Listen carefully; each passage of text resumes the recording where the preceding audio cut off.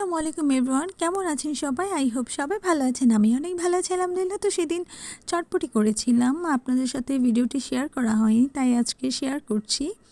আমি চটপটির জন্য যে ডালটা ব্যবহার করেছি এটাকে 4 ঘন্টা ভিজিয়ে রেখেছিলাম। দেন আমি ভালো করে ক্লিন করে হলুদ আর লবণ দিয়ে এটাকে লো হিটে সেদ্ধ করতে দিয়েছিলাম। দেন আমি চটপটির জন্য টক বানাচ্ছিলাম। তো টকটা বানানোর জন্য আমি একটি পাত্রে তেঁতুল নিলাম। তেঁতুলের সাথে যতটুকু তেঁতুল ওই পরিমাণ অনুযায়ী পানি অ্যাড করেছি। পানি অ্যাড করে সেখানে পানিগুলোর সাথেই তেঁতুলটাকে চটকে নিচ্ছিলাম ভালো করে।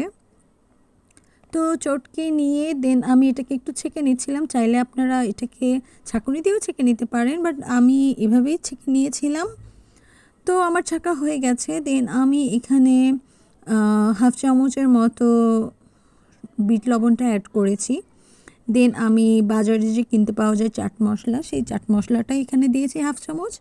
দেন চিলি ফ্লেক্স দিয়ে দিলাম। চিলি ফ্লেক্সটা যে যেরকম স্পাইসি পছন্দ করেন টকের মধ্যে সেরকমই। দেন সামান্য চিনি দিলাম। চিনি দিলে আমার খুব ভালো লাগে আর টেস্টটাও চেঞ্জ হয়।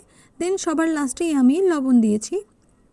তো এই যে আমার টকটা একদম রেডি। আমি টকটাকে একদম ঘনও করে নিই, একদম পাতলাও করে নিই। আমার এভাবেই টকটা পছন্দ, তাই আমি এভাবেই করে নিয়েছিলাম।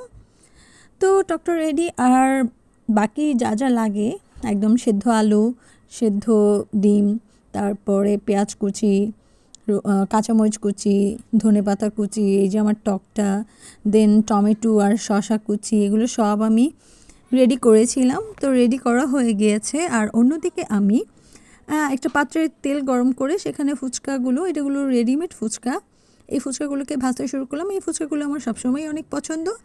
আর এটা দিয়ে মানে এই ফুচকাটা দিয়ে আপনারা ফুচকাও খেতে পারবেন সুন্দর করে।